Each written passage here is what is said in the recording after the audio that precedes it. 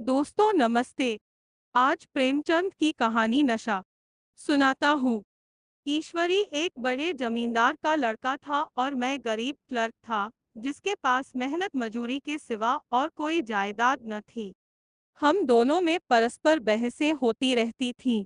मैं जमींदारी की बुराई करता, उन्हें हिंसक पशु और खून चूसने वाली जोंक और वृक्षों की चोटी पर फूलने वाला बंझा कहता।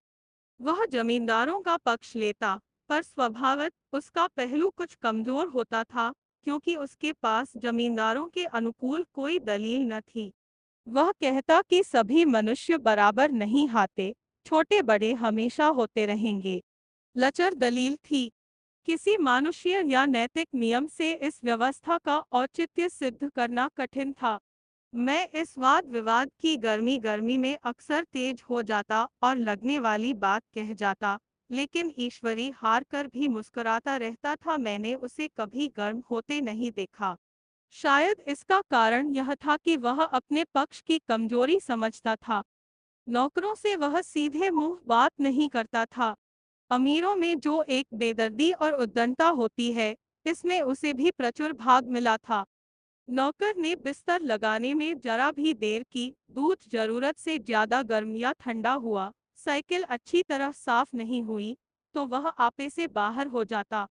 सुस्ती या बदतमीजी उसे जरा भी बर्दाश्त न थी, पर दोस्तों से और विशेषकर मुझसे उसका व्यवहार सौहार्द और नम्रता से भरा हुआ होता था। शायद उसकी जगह मैं होता, तो मुझसे भी वही कठोरताएं पैदा हो जाती जो उसमें थी, क्योंकि मेरा लोक प्रेम सिद्धांतों पर नहीं, निजी दशाओं पर टिका हुआ था। लेकिन वह मेरी जगह होकर भी शायद अमीर ही रहता, क्योंकि वह प्रकृति से ही विलासी और ऐश्वर्य प्रिय था। अब की दशहरे की छुट्टियों में मैंने निश्चय किया कि घर न जाऊंगा। मेरे पास किराए के लिए रुपए न थे और न घर वालों को तकलीफ देना चाहता था। मैं जानता हूँ, वे मुझे जो कुछ देते हैं, वह उनकी हैसियत से बहुत ज्यादा है।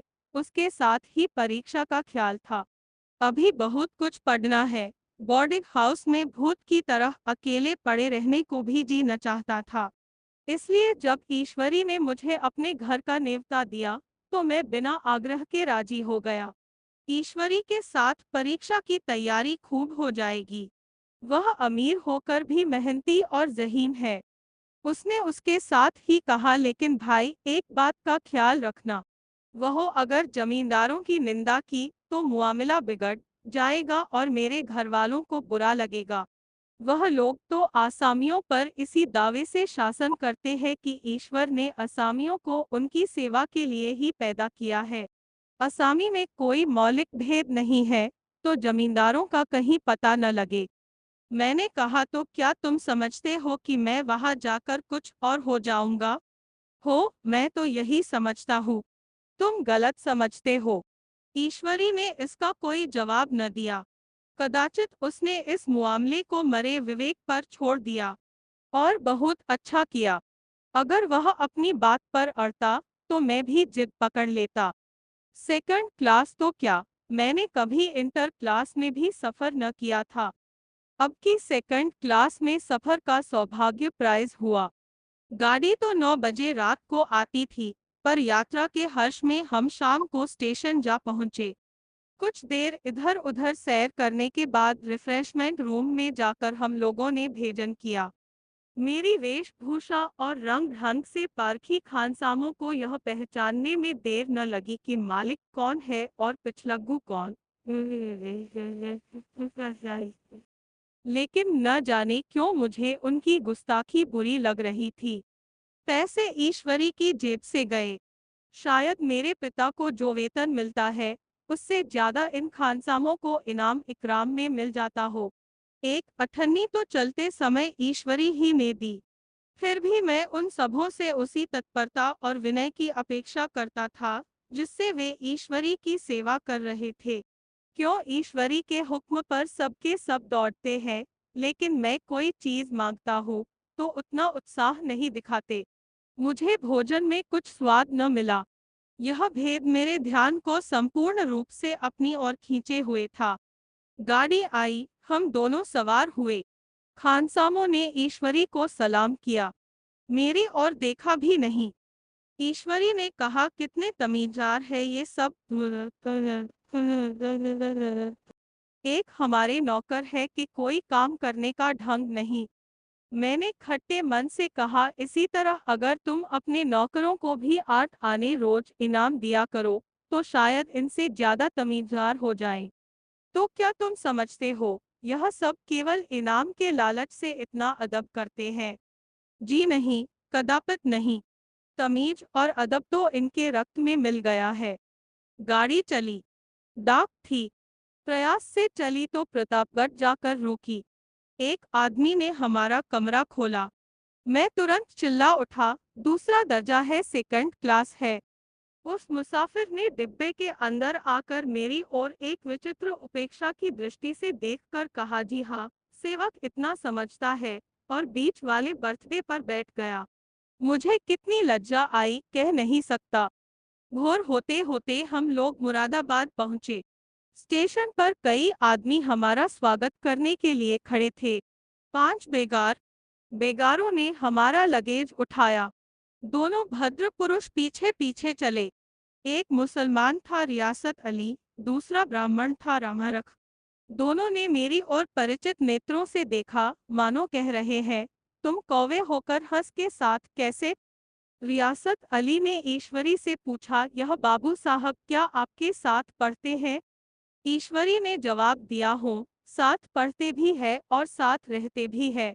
यूँ कहिए कि आप ही की बदौलत मैं इलाहाबाद पड़ा हुआ हूँ, नहीं कब का लखनऊ चला आया होता। अब कि मैं इन्हें घसीट लाया।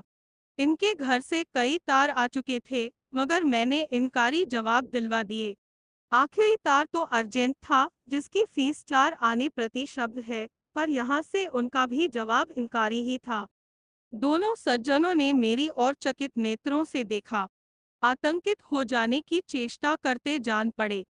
रियासत अली ने अर्धशंका के स्वर में कहा, लेकिन आप बड़े सादे लिबास में रहते हैं। ईश्वरी ने शंका निवारण की, महात्मा गांधी के भक्त है साहब। खद्दर के सिवा कुछ पहने ही नहीं। पुराने सारे कपड़े जला डाले। यूँ कहा कि राजा है। 2.5 लाख सालाना की रियासत है, पर आपकी सूरत देखो तो मालूम होता है अभी अनाथालय से पकड़कर आए हैं। रामहरख बोले, अमीरों का ऐसा स्वभाव बहुत कम देखने में आता है, कोई भोंक ही नहीं सकता। रियासत अली ने समर्थन किया, आपने महाराजा चोंगली को देखा होता तो दोनों तले उंगली दबाते। एक गाढ़े की मिर्जई और चमरौंधे जूते पहने बाजारों में घूमा करते थे। सुनते हैं, एक बार बेगार में पकड़े गए थे और उन्हीं ने 10 लाख से कालेज खोल दिया। मैं मन में कटा जा रहा था, पर न जाने क्या बात थी कि यह सफेद झूठ उस वक्त मुझे हास्यास्पद न जान पड़ा। उसके प्रत्येक वाक्य के साथ मानो मैं उस कल्पित वैभव के समीपतर आता जाता था।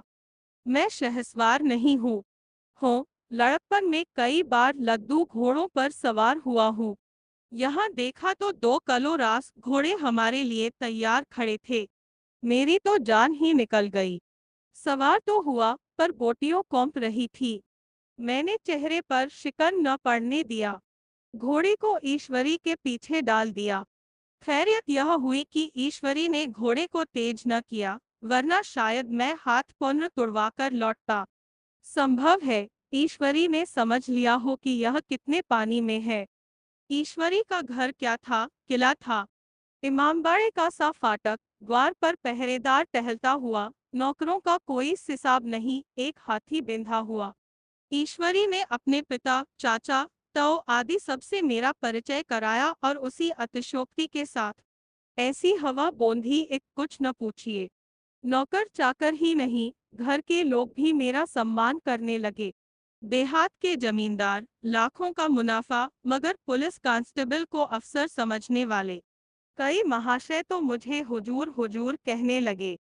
जब जरा एकांत हुआ तो मैंने ईश्वरी से कहा, तुम बड़े शैतान हो यार, मेरी मिट्टी क्यों पलीद कर रहे हो?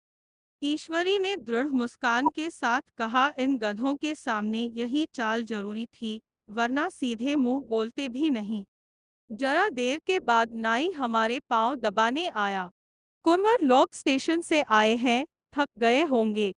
ईश्वरी ने मेरी ओर इशारा करके कहा, पहले कुंवर साहब के पांव दबा। मैं चारपाई पर लेटा हुआ था। मेरे जीवन में ऐसा शायद ही कभी हुआ हो कि किसी ने मेरे पांव दबाए हो। मैं इसे अमीरों के चोचले, रईसों का गधापन और बड़े आदमियों की मुटमर्दी और जाने क्या क्या कहकर ईश्वरी का परिहास किया करता, और आज मैं पोतड़ों का रईस बनने का स्वांग भर रहा था। इतने में 10 बज गए। पुरानी सभ्यता के लोग थे। नई रोशनी अभी केवल पहाड़ की चोटी तक पहुंच पाई थी। अंदर से भोजन का बुलावा आया। हम स्नान करने चले। मैं हमेशा अपनी धोती खुद छांट लिया करता हूँ, मगर यह मैंने ईश्वरी की ही भांति अपनी धोती भी छोड़ दी। अपने हाथों अपनी धोती छांटते शर्म आ रही थी। अंदर भोजन करने चले। हॉस्टल में जूते पहले मेज पर जा डटते थे। यह पाँव धोना आवश्यक था। कहार पानी लिए खड़ा था। ईश्वरी ने पाँव बढ़ा दिए। कहार ने उसके पाँव धोए। मैंने भी पाँव बढ़ा दिए। कहार ने मेरे पाँव भी धोए। मेरा वह विचार न जाने कहो चला गया था। सोचा था वह देहात में एकाग्र होकर खूब पढ़ेंगे, पर यह सारा दिन सैर सपाटे में कट जाता था। कहीं नदी में बजरे पर सैर कर रहे हैं, कहीं मछलियों या चिड़ियों का शिकार खेल रहे हैं, कहीं पहलवानों की कुश्ती देख रहे हैं, कहीं शतरंज पर जमे हैं। ईश्वरी खूब अंडे मंगवाता और कमरे में स्टोव पर आमलेट बनते। नौकरों का एक जत्था हमेशा घेरे रहता।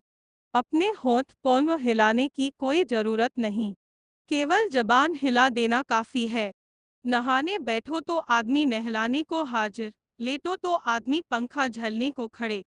महात्मा गांधी का कुंवर चेला मशहूर था। भीतर से बाहर तक मेरी धाक थी।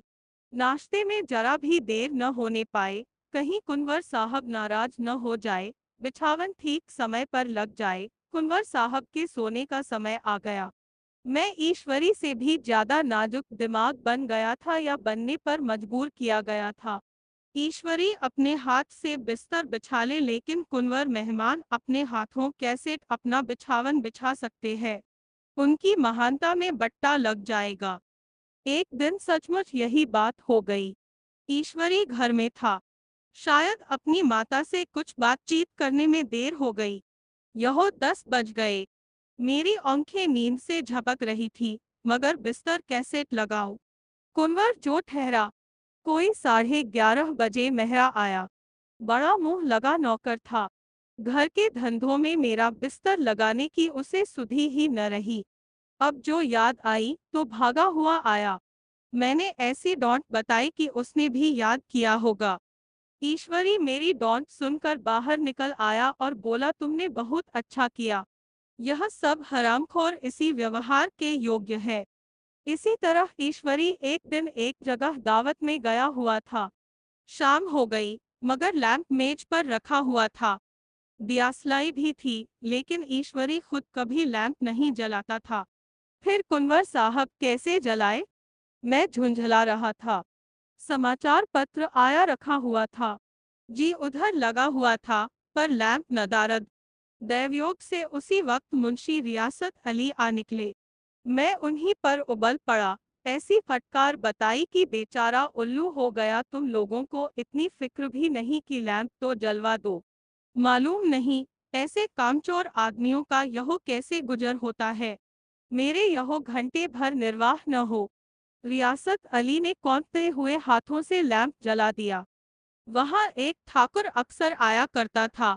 कुछ मनचला आदमी था, महात्मा गांधी का परम भक्त। मुझे महात्मा जी का चेला समझकर मेरा बड़ा लिहाज करता था, पर मुझसे कुछ पूछते संकोच करता था। एक दिन मुझे अकेला देखकर आया और हाथ बांधकर बोला, सरकार तो गांधी बाबा के चेले हैं ना। लोग कहते हैं कि यह सुराज हो जाएगा तो जमींदार न रहेंगे। मैंने शान जमाई, जमींदारों के रहने की जरूरत ही क्या है। यह लोग गरीबों का खून चूसने के सिवा और क्या करते हैं। ठाकुर ने फिर पूछा, तो क्यों सरकार, सब जमींदारों की जमीन छीन ली जाएगी।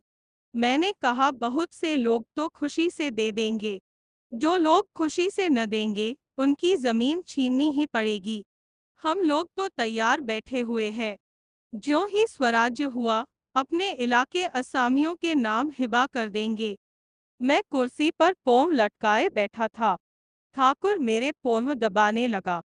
फिर बोला, आजकल जमींदार लोग बड़ा जुल्म करते हैं सरकार।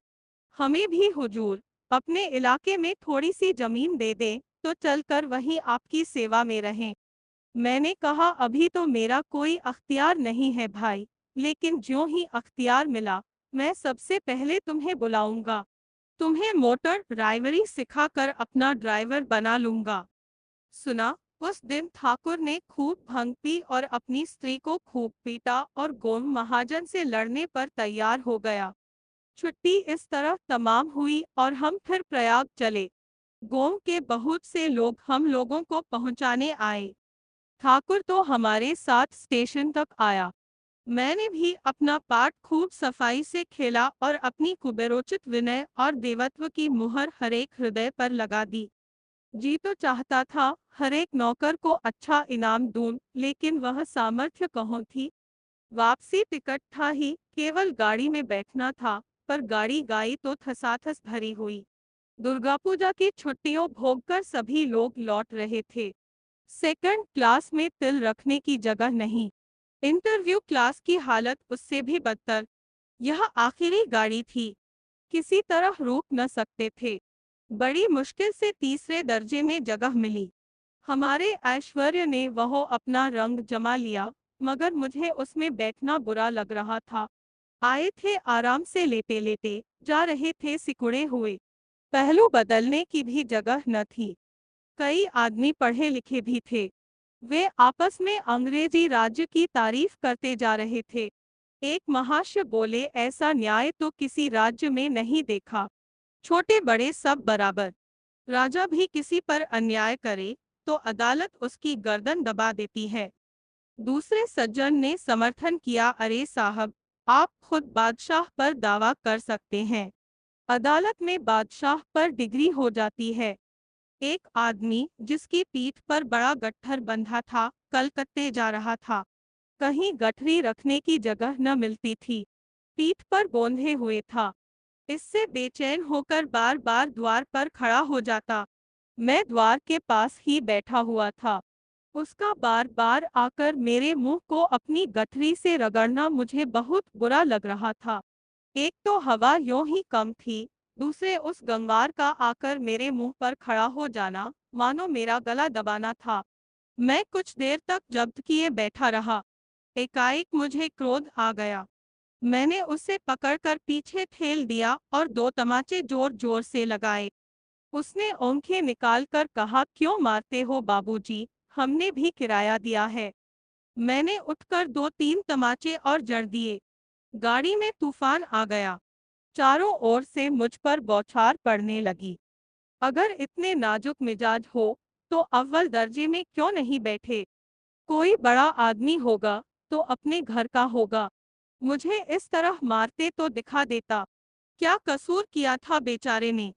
गाड़ी में सांस लेने की जगह नहीं, खिड़की पर जरा सांस लेने खड़ा हो गया तो उस पर इतना क्रोध। अमीर होकर क्या आदमी अपनी इंसानियत बिल्कुल खो देता है। यह भी अंग्रेजी राज है जिसका आप बखान कर रहे थे। एक ग्रामीण बोला, दफ्तर में घुस पावत नहीं, उस पे इतना मिजाज। ईश्वरी ने अंग्रेजी में कहा, what an idiot you are बर। और मेरा नशा अब कुछ कुछ उतरता हुआ मालूम होता था।